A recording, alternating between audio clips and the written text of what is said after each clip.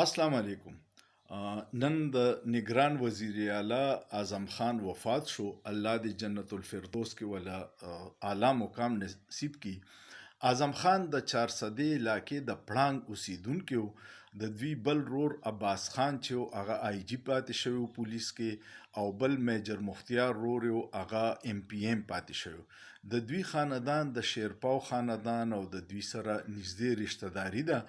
د پخپله